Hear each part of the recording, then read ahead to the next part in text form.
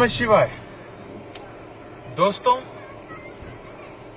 अनेकों लोग जो मेरे पास कुंडली दिखाने आते हैं, उनका सवाल होता है कि ये फलाना ग्रह मेरे पीछे क्यों पड़ा हुआ है, शनि की 7.5 मुझ पर ही क्यों है, केतु की महादशा मुझे इतना कष्ट क्यों दे रही है, शुक्र की दशा में मेरा उत्थान क्यों नहीं हो रहा है, आदि आदि। लोगों का कहना होता है कि ग्रह जो है हमारे पीछे पड़े हुए हैं।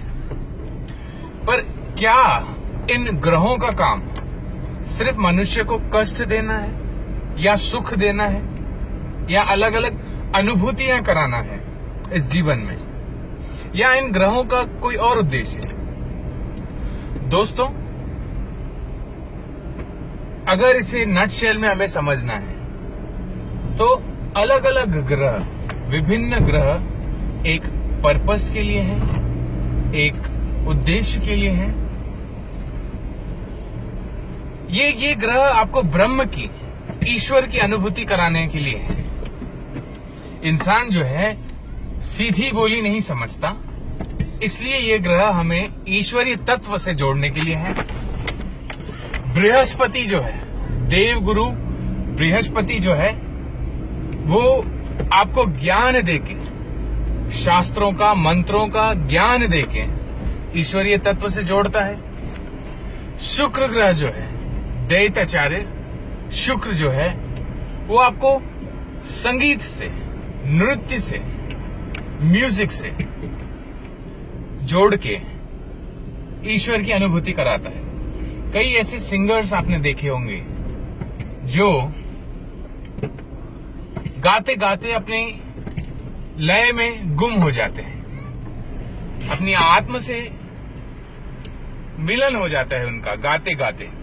तो क्या है, शुक्र भी संगीत के द्वारा, नृत्य के द्वारा हमें अनुभूति कराता है उस ब्रह्म तत्व की, ईश्वरीय तत्व की।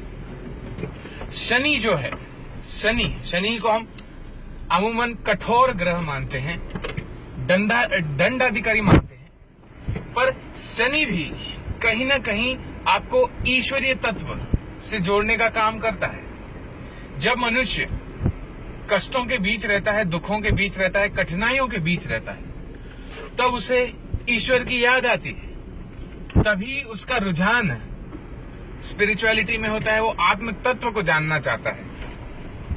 तो इस प्रकार से शनि इंसान के भीतर वैराग्य की वृत्ति उत्पन्न करता है, ताकि मनुष्य ईश्वरीय तत्व को जाने।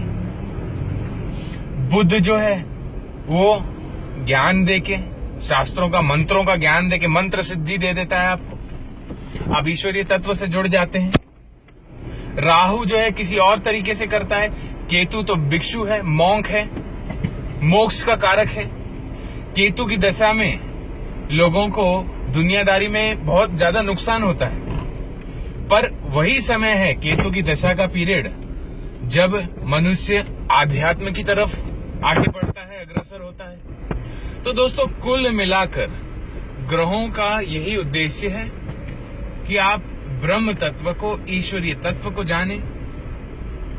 तो दोस्तों, सिंपल, आपको यदि ग्रहों की मार से बचना है, ग्रहों के प्रभाव से बचना है, आप ईश्वरीय तत्व को पकड़ लें, ब्रह्म तत्व को पकड़ लें, तो आपको कोई ग्रह बाधक नहीं बनेगा।